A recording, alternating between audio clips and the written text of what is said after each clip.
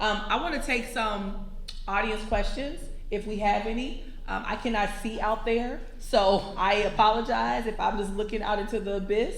And so, if we have any audience questions, kind of raise your hand, and Danielle will come to you with the mic. She has been so gracious to help us after she got out of school.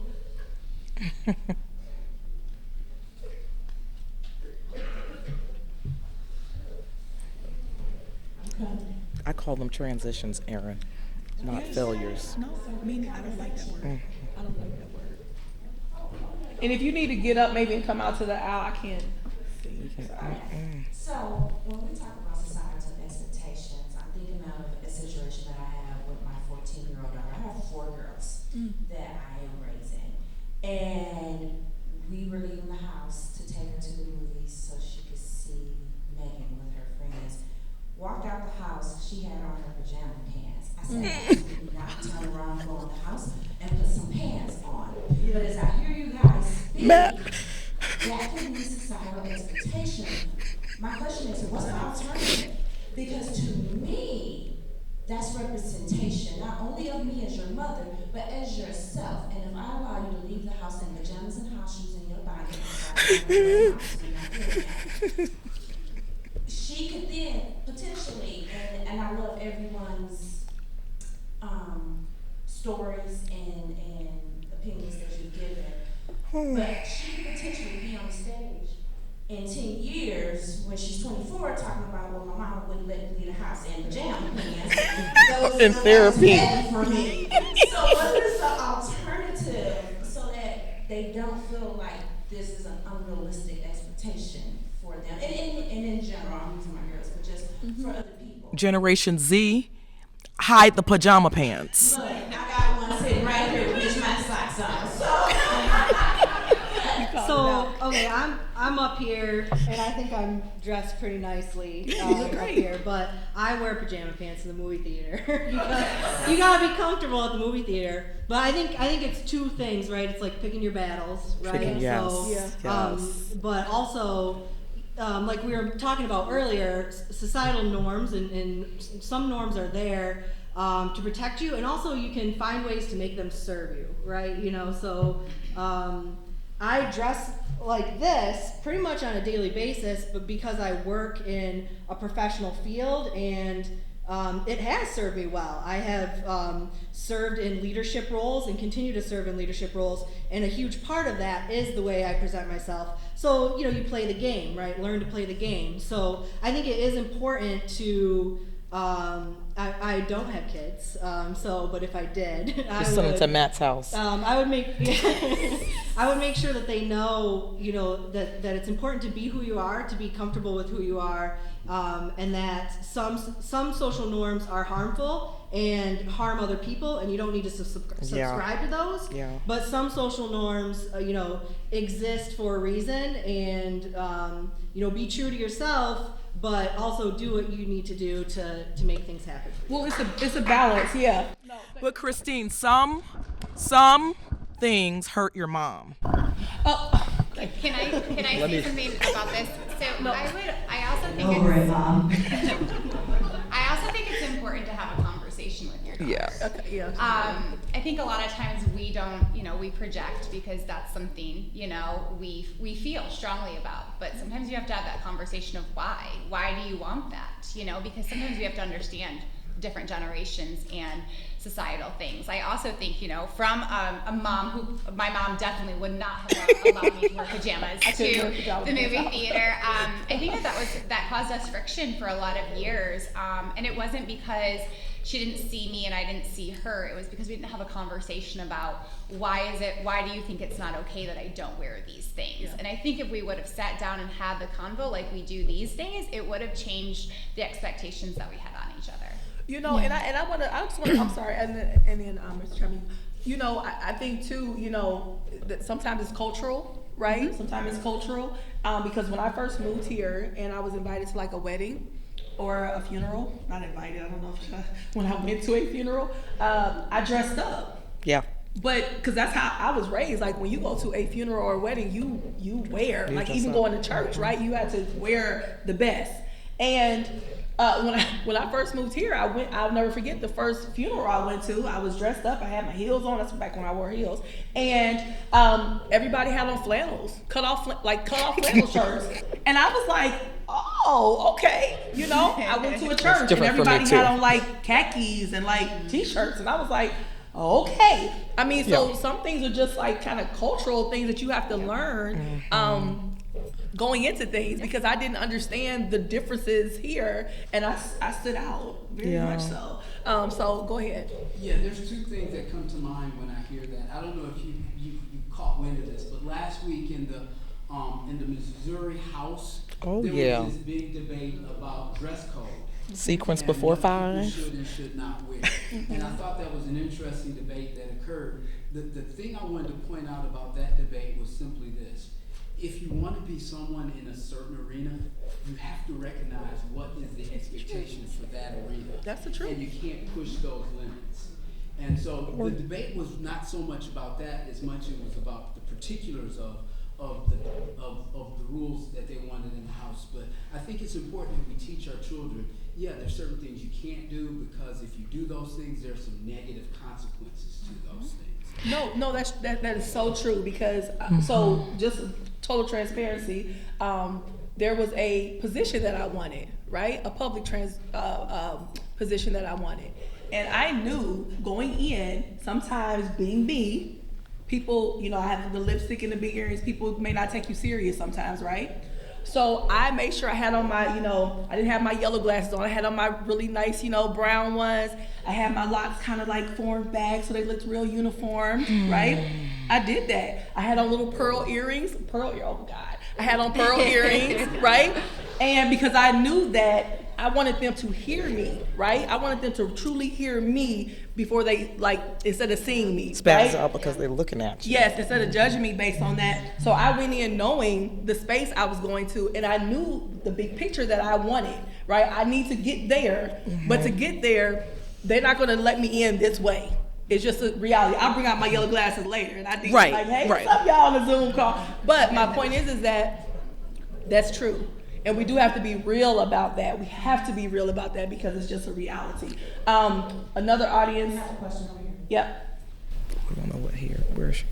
So, if you listen to Dr. John Maxwell and a lot of his leadership teaching, he says, if you come to me with a problem, Bring a bring three solution. solutions. And every good discussion needs to start by seeking a solution. And we've heard a lot of, I don't want to say problem, but we've heard a lot about expectations and how they have generally negatively impacted us. Or So my question is, how do we go about finding common ground so that we can all get along in this society? Because I believe that we all want to be respected, and when we can feel respected, we can give others respect in return, which gives us all a huge step forward. And I'd love to hear your thoughts on that. Yeah, if somebody wants to chime in, I do want to just say that for me personally, I think that this has not been necessarily, I don't want to use the word negative because these are real experiences that we've experienced, and I think that we have to be honest, right, and transparent about things that have impacted us, but I appreciate that as well because I think one solution that Lisa talks about is like having discussion more and being a little bit more accepted. I mean, accepting people as they are. But Mr. Chaplin, you want to add something, and Jessica, add something if you want to too. Yeah, I'm going to just reiterate in a different way the same thing Sure. that Lisa said and Aaron said. Recently I've been thinking about dress code, i.e. the Missouri House, but also as a school teacher. We face dress code issues all the time, or at least they face dress code issues all the time. Saturday morning. But what I thought about is I finally realized that this entire dress code issue is on a spectrum. Yeah. It's on the spectrum of I wear what I want to wear, and on the All other the way end of to- the spectrum is you will wear what I tell you to wear. Right. Those are the two ends of the spectrum.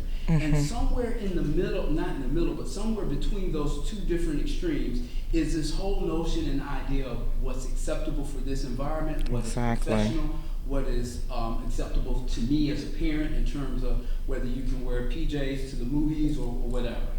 And so I thought about it from this perspective. I said, okay, let's get extreme with this notion, and let's say you're a basketball player and you want to wear a football helmet on a basketball court. The basketball coach, the official says, no, you will not wear that. And so because this individual wants to play, this side gets the say in terms of whether you're going to do that or not. That's true. But when you have an environment where you will not be denied access to that particular sport or that particular activity or that particular being a representative on the State House or being an employee at work, then what you have to do is you have to understand the motivation behind this person that says what you're going to wear. Is that motivation coming from something that has been internalized in terms of you think whiteness is a priority, so therefore masculinity. You're going to try to make sure your hair is straight, you're going to try to dye your hair blonde, you're going to try to fit that image as much as you can because that has been imposed on you. At the same time, that group of people who may be imposing that, they need to come to the realization, my motivation for this expectation for dress is not based on what is safe, is not based on what's good for the environment, it's based on my own preference. And so I, on this hand, have to give up that notion that I'm going to impose those beauty standards or that set of expectation on this person over here.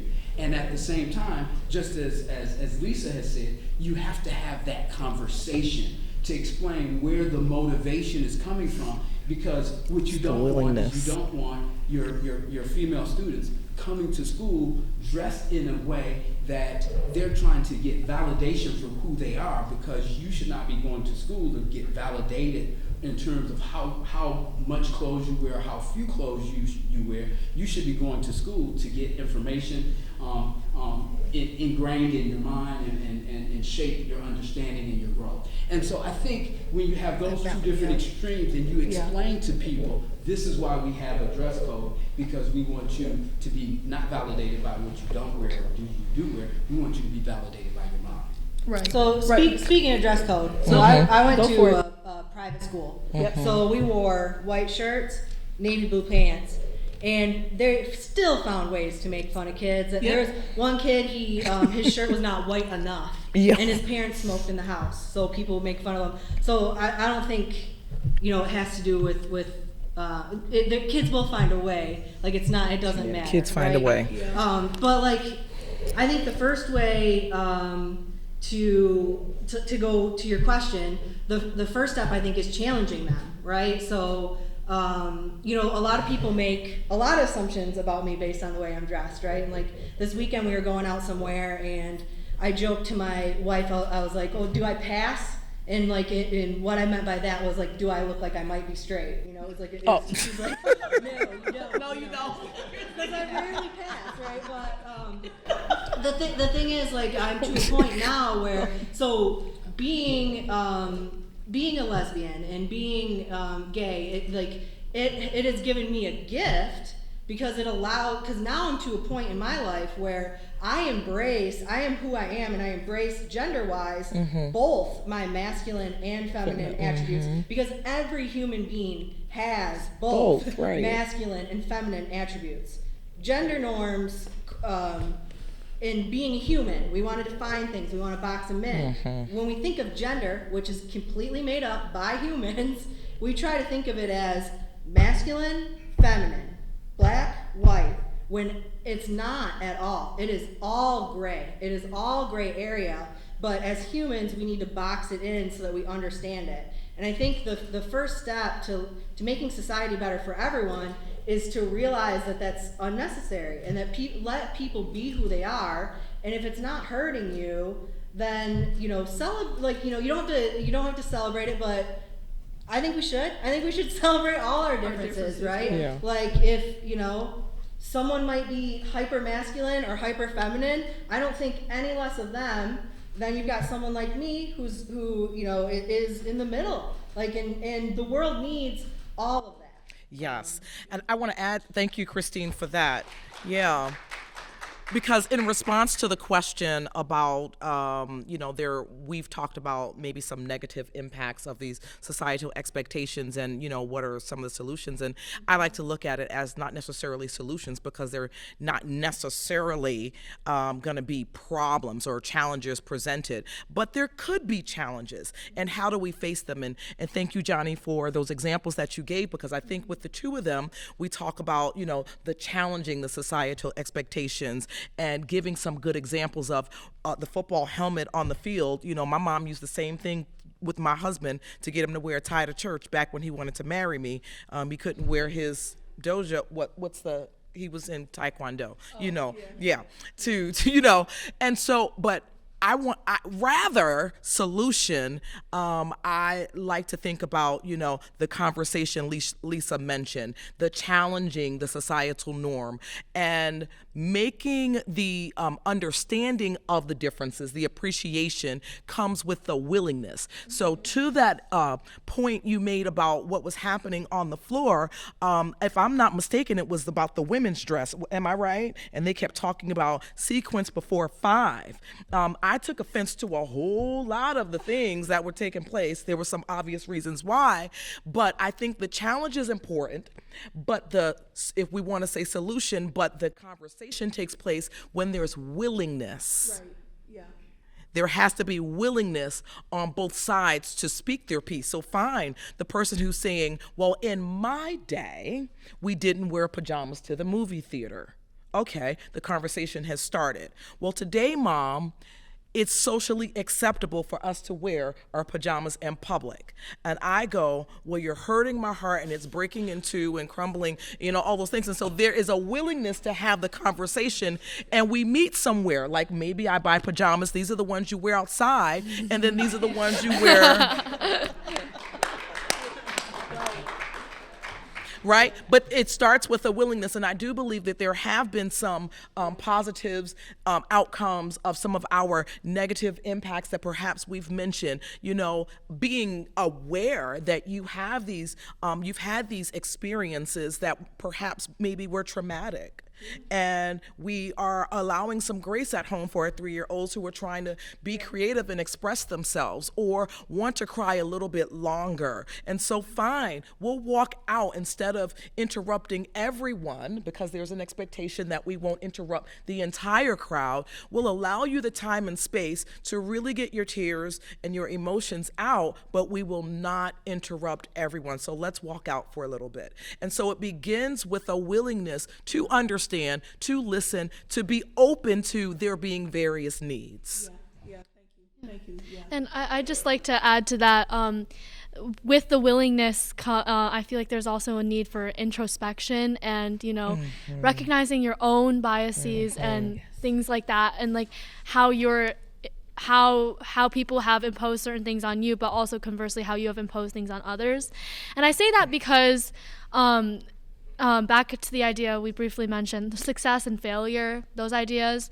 I feel like in our school system today, there's the idea where there's obviously that kind of level of expectation where they want everyone to be successful by how admin or our teachers define it, right? Where it usually means going to college, having great career aspirations, having your whole life planned out in front of you, and doing everything you possibly can to get into a good college to make a lot of money when you grow up, because that's how success is, defined generally, right? Measured. But conversely, there's also the idea where if you're so successful, people look down upon you because now you're taking away opportunities from other people. Now you are being selfish. Now you are, your ego's to the moon. Now you're just being a terrible person, So if you're just trying to live your life, You know, everyone's just trying to live your life.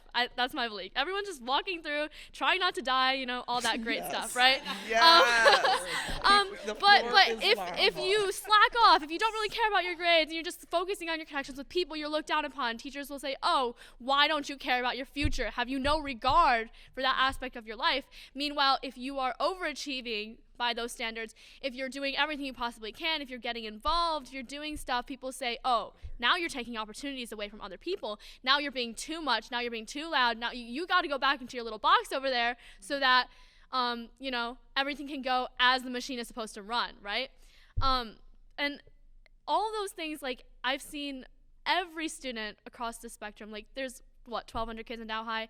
I guarantee you not a single one, and not a single student anywhere has not struggled with the idea of, like, fitting in with society, or, like, you know, being successful, being a failure, or all that kind of stuff, and everywhere in between. And I think another part that comes with that is how we view peer-to-peer support, as well as peer, you know, respecting elders and people in positions of power, but specifically when we're talking about supporting people who are going through the same things as us, right? Like the people, my fellow students, my fellow freshmen, sophomores, juniors, seniors at Dow High, my fellow students in the MPS school district. How are we treating people? And at the end of the day, what are our values and goals, right? Because I feel like everyone at the end of the day, I do feel like humans aren't inherently evil. Like, Yeah, we I don't agree. want everyone to suffer, I hope. I think some little part of us somewhere, in each one of us, believes in the good of the future, and that we all want each other to succeed in some way or another. But the way that sometimes that manifests itself in a competitive high school environment is, well, I see someone who's doing so much better than me, and I don't want them to succeed.